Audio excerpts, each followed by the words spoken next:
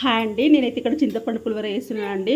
చింతపండుకు అయితే నానబెట్టుకొని ఒక 1 అవర్ నానబెట్టుకొని పులుసు అయితే పిసికానండి. పిసికిన తర్వాత ఆయిల్ అయితే ఎక్కువ వేసుకోవాలి. ఆయిల్ వేసుకొని మినపప్పు, ఆవాలు, జీలకర్ర, పల్లీలు మంచిగా వేయించుకున్న తర్వాత పచ్చిమిర్చి వేయించుకొని ఎండుమిరపకాయలు ఉంటే ఎండుమిరపకాయలు కూడా వేసుకోవచ్చు. నాకు ఇక్కడ లేవు కాబట్టి వేసుకోలేదు.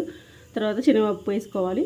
తర్వాత పసుపు వేసి ఉప్పు వేసి ఇలా మనం చింతపండు రసం తీసుకున్నాం కదండి, అది ఇందులో పిండేసుకోవాలి.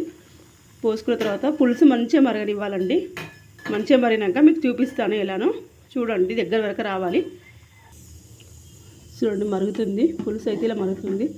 చూసారు కదండి, ఈ విధంగా వేసుకోవాలండి. మనం పల్లీలు, మినపప్పు, శనగపప్పు అన్ని తాలింపులు వేసుకోవాలి. సో పులుసు అనేది మరుగుతుంది కదండి, ఇది బాగా దగ్గరికి రావాలి. ఆయిల్ అనేది పైకి తేలాలన్నమాట. చూసారు కదండి, పులుసు అనేది మరుగుతుంది, దగ్గరికి అయింది. ఆయిల్ కూడా పైకి తెలియదు కదండి, ఇంకొంచెం మరగాలి. అప్పటికిప్పటికి కొంచెం చిక్క పడింది కదండి. సో ఇంకొంచెం కావాలి. నాకు కరివేపాకు లేదు, కరివేపాకు కూడా వేసుకుంటే చాలా బాగుంటుంది. నేను ఇందులో ఒక హాఫ్ స్పూన్ పంచదార కూడా వేసానండి. మొత్తం మరిగినాక చూపిస్తానండి ఎలా ఉంటుందో. ఇంకొంచెం దగ్గరికి రావాలి. ఇటు రైస్ కూడా పెట్టేసుకున్నానండి. చూసారు కదండి, పులుసు అయితే దగ్గర పడింది, ఉడికిపోయింది. పైన ఆయిల్ కూడా తేలింది కదండి. ఇంకొక 5 మినిట్స్ చేసుకొని ఆఫ్ చేద్దాం స్టవ్. ఇప్పుడు నేను మెంతి పొడి వేసుకుంటున్నాను అండి. మెంతి పొడి వేసుకోవాలి ఇందులో. చూసారు కదండి, ఇక్కడ ఉడికేటప్పుడు మెంతి పొడి వేసుకోవాలి ఇందులో. అప్పుడు టేస్ట్ బాగా వస్తుంది. ఇంగువ కూడా వేసుకోవచ్చు. ఇంగు వేస్తే మా పిల్లలు తినరు, అందుకే నేను ఇంగు వేస్తలేనండి. మీరు ఇంగు వేసుకోండి. ఇక్కడ నేను మెంతి పొడి అయితే యూజ్ చేస్తున్నానండి. ఒకసారి కలుపుకుందాం.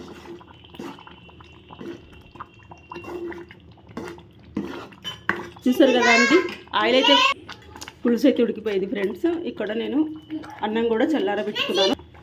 చూసారు కదా ఫ్రెండ్స్, పులుసు అయితే గట్టిగా అయిపోయింది. ఆయిల్ అయితే పైకి తేలింది కదా, చూడండి ఎలా ఉందో. ఇప్పుడైతే స్టవ్ ఆఫ్ చేసి ఈ రైస్లో కలిపి చూపిస్తాను ఎలా ఉంటుందో. స్టవ్ ఆఫ్ చేస్తున్నానండి. చూడండి, కలిపి చూపిస్తాను.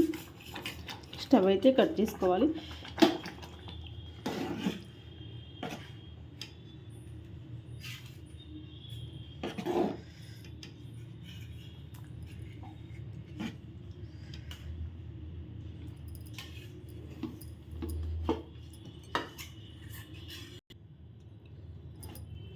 చేతితోటి కలుపుకుందామండి.